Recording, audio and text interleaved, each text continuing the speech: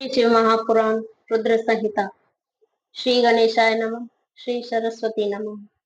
सती को शिव से वर की प्राप्ति तथा भगवान शिव का ब्रह्मा जी को दक्ष के पास भेजकर सती का वरण करना।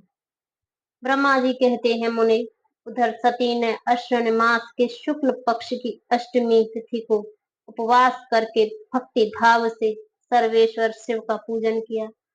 इस प्रकार नंदा व्रत पूर्ण होने पर नवमी तिथि को दिन में ध्यान मग्न हुई सती को भगवान शिव ने प्रत्यक्ष दर्शन दिया। उनका श्री विग्रह स्वर्गन सुंदर एवं गौरव का था। उनके 5 मुख थे, प्रत्येक मुख में 3-3 नेत्र थे। हाल देश में चंद्रमा शोभा दे रहा था। उनका चित्त प्रसन्न था और कंठ में नील चिन्ह दृष्टि गोचर होता था। उनकी 4 भुजाएं थी। उन्होंने हाथों में त्रिशूल, ब्रह्म कपाल, वर तथा अभय धारण कर रखा थे। भस्ममय अंग राग से उनका सारा शरीर उद्भासित हो रहा था। गंगा जी उनके मस्तक की शोभा बढ़ा रही थी। उनके सभी अंग बड़े मनोहर थे। वे महान लावण्य के धाम जान पड़ते थे। उनके मुख करोड़ों चंद्रमाओं के समान प्रकाशमान एवं दजनक थे। उनकी अंग कांति करोड़ों कामदेवों को तिरस्कृत कर रही थी तथा उनकी आकृति स्त्रियों के लिए सर्वथा ही प्रिय थी।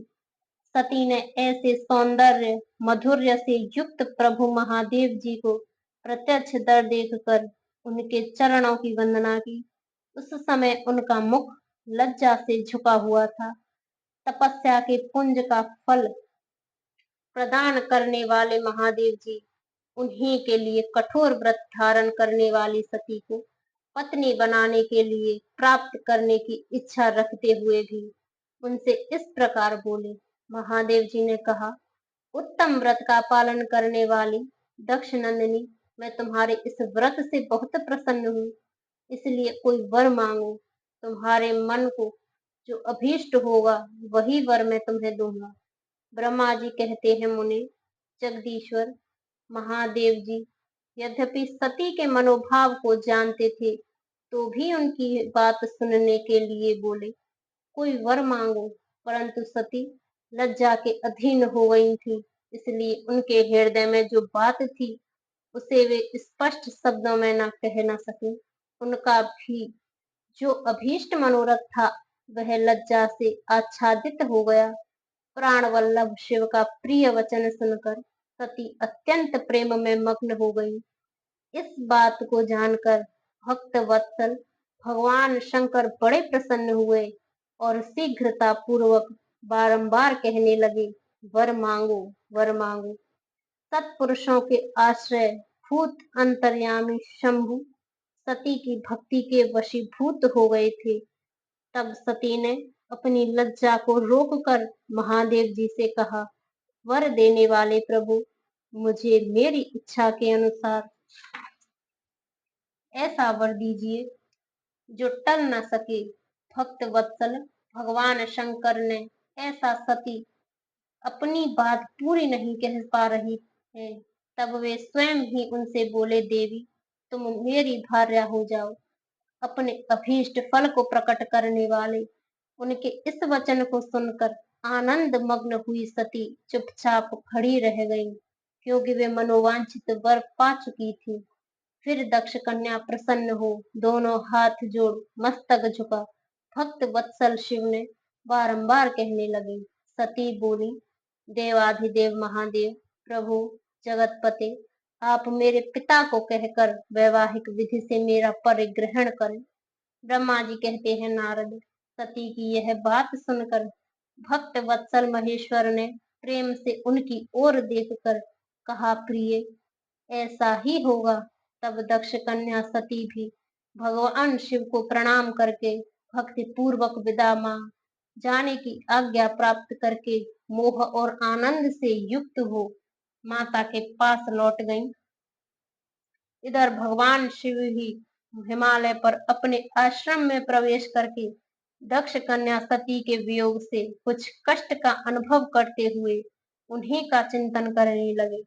देवर्षि फिर मन को एकाग्र करके लौकिक गति का आश्रय ले भगवान शंकर ने मन ही मन मेरा स्मरण किया। त्रिशूलधारी महेश्वर के स्मरण करने पर उनकी सिद्धि से प्रेरित हो मैं तुरंत ही उनके सामने जा खड़ा हुआ। तात हिमालय के शिखर पर जहाँ सती के वियोग का अनुभव करने वाले महादेव जी विद्यमान थे, वहीं मैं सरस्वती के साथ उपस्थित हो गया। देवऋषि सरस्वती सहित मुझे आया देख सती के प्रेम पाश में बंधे हुए शिव उत्सुकता पूर्वक बोले।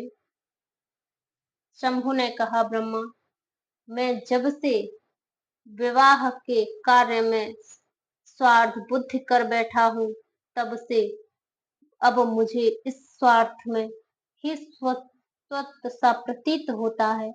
दक्ष कन्या सती ने बड़ी भक्ति से मेरी आराधना की है।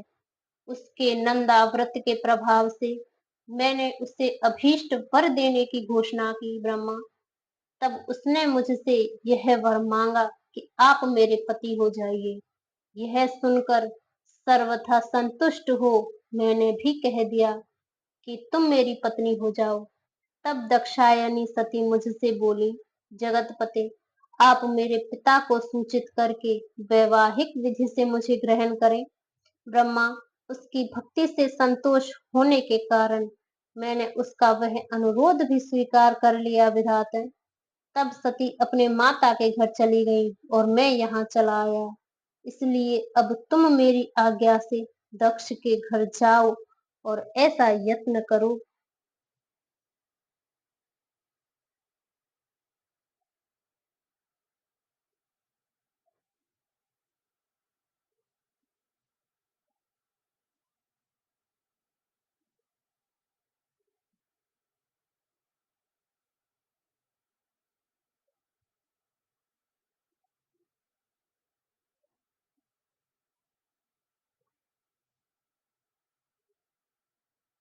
जिससे प्रजापति दक्ष शीघ्र ही मुझे अपनी कन्या का दान कर दे। उनके इस प्रकार आज्ञा देने पर मैं कृतकृत्य हो और प्रसन्न हो गया और उन भक्त वत्सल विश्वनाथ से इस प्रकार बोला। मुझ ब्रह्मा ने कहा, भगवान शंभु, आपने जो कुछ कहा है उस पर भली भांति विचार करके हम लोगों ने पहले ही उसे सुनिश्चित कर दिया है। वृषभ ध्वज, इसमें मुख्यतः देवताओं का और मेरा भी स्वार्थ है। दक्ष स्वयं ही आपको अपनी पुत्री प्रदान करेंगे, किंतु आपकी आज्ञा से मैं भी उनके सामने आपका संदेश कह दूंगा।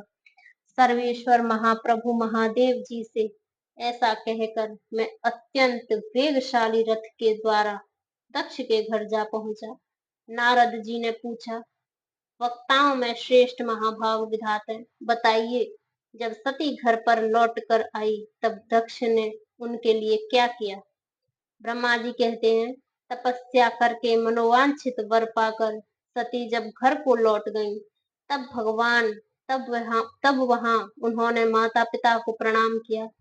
सती ने अपनी सखी के द्वारा माता पिता को तपस्या संबंधी सब समाचार कहलवाया। सखी ने यह भी सूचित किया कि सती को महेश्वर से वर की प्राप्ति हुई है। वे सती की भक्ति से बहुत संतुष्ट हुए हैं। सखी के मुंह से सारा वृत्तांत सुनकर माता पिता को बड़ा आनंद प्राप्त हुआ और उन्होंने महान उत्सव किया। उदार चेता दक्ष और महामनस्विनी वीरणी ने ब्राह्मणों को उनकी इच्छा के अनुसार द्रव्य दिया तथा अन्यनाय अंधों और दीनों को भी धन बांटा।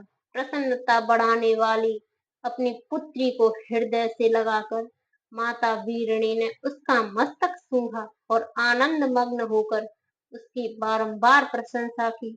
तदंतर कुछ काल व्यतीत होने पर धर्मज्ञों में श्रेष्ठ दक्ष इस चिंता में पड़े गए कि मैं अपनी इस पुत्री का विवाह भगवान शंकर के साथ किस तरह करूं। महादेव जी प्रसन्न होकर आए थे, पर वे तो चले गए। अब मेरी पुत्री के लिए वे फिर कैसे यहाँ आएंगे?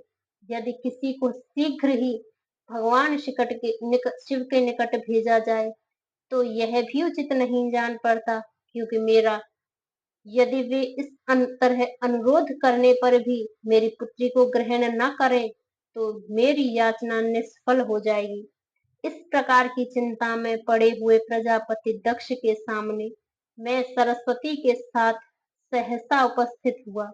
मुझ पिता को आया देख दक्ष प्रणाम करके विनीत भाव से खड़े हो गए। उन्होंने मुझे स्वयंभू को यथा योग्य आसन दिया। तदंतर दक्ष ने जब मेरे आने का कारण पूछा, तब मैंने सब बातें बताकर उनसे कहा, प्रजापति, भगवान शंकर ने तुम्हारी पुत्री को प्राप्त करने के लिए निश्चय ही मुझे तुम्हारे पास भेजा है। इस विषय में जो श्रेष्ठ कृत्य हो उसका निश्चय करो। जैसे सती ने नाना प्रकार के भावों से तथा सात्विक व्रत के द्वारा भगवान शिव की आराधना की है, उसी तरह वे भी सती की आराधना करते हैं। इसलिए दक्ष भगवान शिव के लिए ही संकल्पित हो एवं प्रकट हुई। अपनी इस पुत्री को तुम अविलंब उनकी पत्नी सेवा में सौंप दो, इससे तुम कृतकृत्य हो जाओगे। मैं नारद के साथ जाकर उन्हें तुम्हारे घर ले आऊंगा, फिर तुम उन्हीं के लिए उत्पन्न हुई अपनी यह पुत्री उनके हाथ में दे दो। ब्रह्मा जी कहते हैं, नारद, मेरी यह बात सुनकर मेरे पुत्र दक्ष को बड़ा हर्ष हुआ। वे अत्यंत प्रसन्न होकर बोले, पिताजी, ऐसा ही होगा मुने।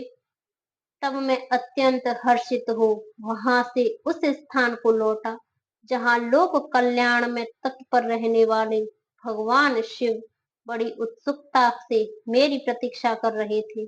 नारद, मेरे लौट आने पर स्त्री और पुत्री सहित प्रजापति दक्ष भी पूर्ण काम हो गए। वे इतने संतुष्ट हुए मानो अमृत पीकर अघा गए हो।